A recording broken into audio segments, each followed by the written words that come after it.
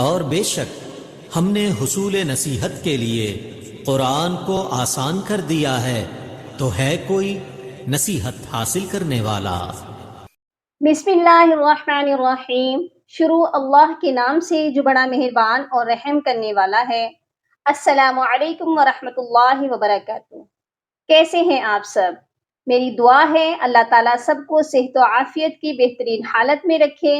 اللہ تعالیٰ آپ کے گرد گھومنے والے ہر شر کو خیر میں بدل دے، آمین یا رب العالمین۔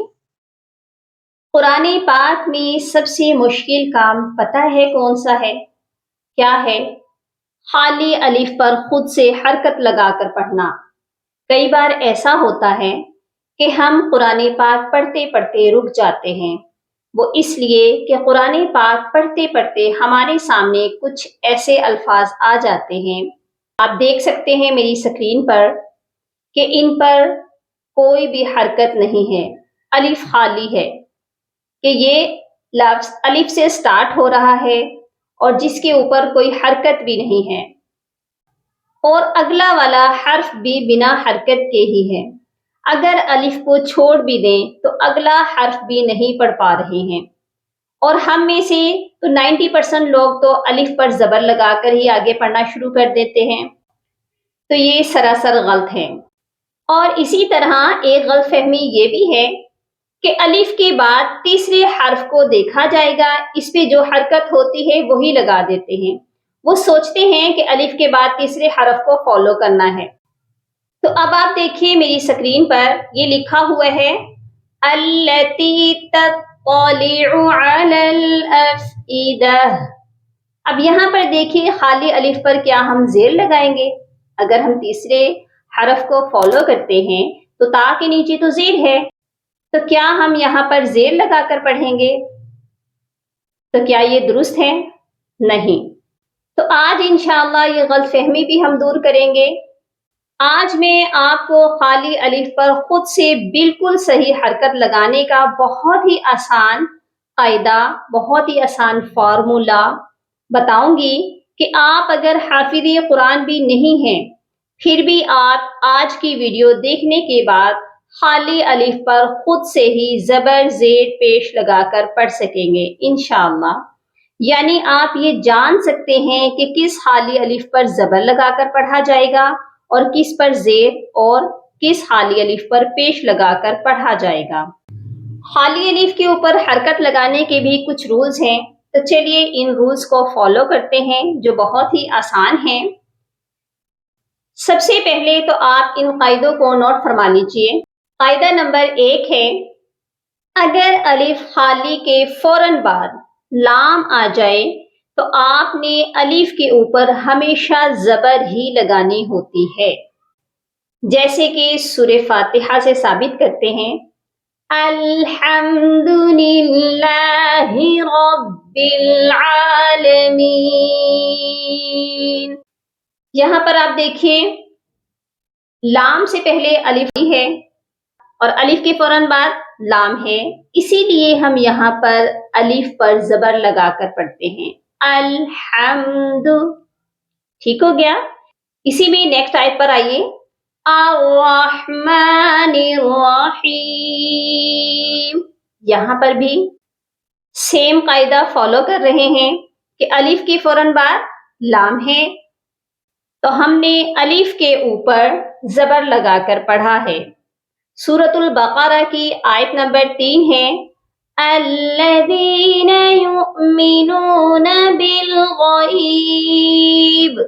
یہاں پر بھی دیکھیے الذین، لام سے پہلے الف ہے جو کہ خالی ہے، اس پر ہم نے الف پر زبر کیوں لگائی؟ کیونکہ رولز کے اکارڈنگ خالی الف کے بعد لام ہے، اسی لیے ہم نے الف پر زبر لگا کر پڑھا ہے۔ اور اس آیت میں بھی التی تطلع علی الافئدہ، یہاں پر بھی آپ دیکھ سکتے ہیں لام سے پہلے الف ہے اور وہ بھی خالی ہے، تو اسی لیے ہم نے الف پر زبر لگا کر پڑھا ہے۔ آپ نے صرف لام کو دیکھنا ہے۔ فار ایگزامپل اگر ہم لام کے ساتھ نہیں ملاتے تو پھر کیسے پڑھا جائے گا؟ تو یہ مثال بھی آپ دیکھ لیجئے، السماء منفطر به. یہاں پر دیکھیے الف کے بعد لام ہے اور سین مشدد ہے. ہم نے یہاں پر بھی سین کے ساتھ ملایا ہے، لیکن پھر بھی الف پر زبر ہی لگا کر پڑھا ہے. بات پھر وہی ہے کہ وہی شرط ہے کہ الف کے بعد لام ہے تو زبر ہی لگے گا. کلیئر ہو گیا؟ اب چلتے ہیں اگلے قاعدے کی طرف. اگر الف کے بعد لام نہیں ہے تو پھر کیا کرنا چاہیے؟ الف پر زیر کب لگے گی؟ یہ قاعدہ بھی نوٹ فرما لیجئے.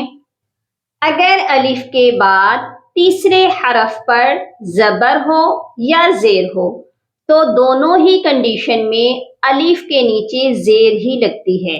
مثال سے جانتے ہیں، سورۃ الفجر کی آیت ہے ارجعی الی ربک راضیۃ مرضیہ. یہاں پر دیکھیں ارجعی، بہت سے لوگ یہاں پہ ارجعی پڑھتے ہیں، الف پر زبر لگاتے ہیں. یہاں پر ہم نے زبر نہیں لگانی، یہاں پر بھی ہم نے زیر ہی لگانی ہے، کیونکہ رولز کے اکارڈنگ اگر تیسرے حرف پر زیر ہو اور زبر ہو تو ہم نے الف پر زیر ہی لگا کر پڑھنا ہوتا ہے. یہاں پر بھی ہم نے زیر ہی لگانی ہے، یہاں پر زبر نہیں لگے گی. ایک اور مثال دیکھیے، اجتباہ ربہ فتاب علیہ وہدی. یہاں پر بھی آپ دیکھیے اجتباہ، یہاں پر بھی دیکھیے تیسرے حرف پر زبر ہے، لیکن ہم نے یہاں پر الف کے نیچے زیر ہی لگانی ہے. کیوں لگانی ہے؟ کیونکہ ابھی ہم نے قاعدہ جو ہے زیر لگانے کا پڑھا ہے کہ جب بھی خالی الف کے بعد تیسرے حرف پر زبر ہو یا زیر ہو تو خالی الف پر زیر ہی لگا کر پڑھا جاتا ہے. کلیئر ہو گیا؟ یہاں پر بھی آپ نے تیسرے حرف کو فالو نہیں کرنا، بلکہ اسی رولز کو فالو کرنا ہے کہ تیسرے حرف پر زبر ہو چاہے زیر ہو تو ہم نے زیر ہی لگانی ہے. اوکے؟ اب آپ سوچ رہے ہوں گے کہ پیش خالی الف پر کب لگاتے ہیں، تو اس قاعدے کو بھی نوٹ فرما لیجئے. جب بھی خالی الف کے بعد تیسرے حرف پر پیش ہوگی تو ہم خالی الف پر پیش لگا کر پڑھیں گے. سورہ طٰہٰ کی آیت نمبر 31 ہے اشدد بہ ازری. یہاں پر آپ دیکھیے الف خالی ہے، اس کے بعد ہے شین، اس کے بعد ہے دال. دال کے اوپر کیا ہے؟ پیش ہے. یہی پیش ہم نے کاپی کر کے الف کے اوپر لگا دینی ہے، کیونکہ رولز کے اکارڈنگ خالی الف کے تیسرے حرف پر جب پیش ہوتی ہے تو خالی الف پر پیش لگاتے ہیں. اب آپ نے مائنڈ میں یہ رکھنا ہے کہ خالی الف کی بات نہ تو لام ہے نہ ہی تیسرے حرف پر زبر اور زیر ہے، یہاں پر تیسرے حرف پر پیش ہے. ایسی صورت میں تیسرے حرف کی پیش کو ہی کاپی کر کے لگایا جائے گا. تو یہ کیسے پڑھا جائے گا؟ میرے ساتھ ساتھ ایک بار آپ بھی پڑھ لیجئے اشدد بہ ازری. کلیئر ہو گیا؟ امید ہے آپ کو خالی الف پر حرکت لگانے کا قاعدہ بہت ہی آسانی سے سمجھ میں آ چکا ہے. انشاءاللہ اگلی کلاس میں بہت جلد اس ویڈیو کا پارٹ 2 بھی آپ کو بتایا جائے گا کہ تیسرے حرف پر پیش ہونے کے باوجود آپ الف پر پیش نہیں لگا کر پڑھ سکتے. امید کرتی ہوں آپ کو آج کی کلاس کی ویڈیو بہت اچھے سے سمجھ آ چکی ہوگی. اپنا بہت سارا خیال رکھیے گا اور اپنی دعاؤں میں بھی یاد رکھیے گا. فی امان اللہ. اللهم فقهنا في الدين، اللهم بارك لنا في أوقاتنا.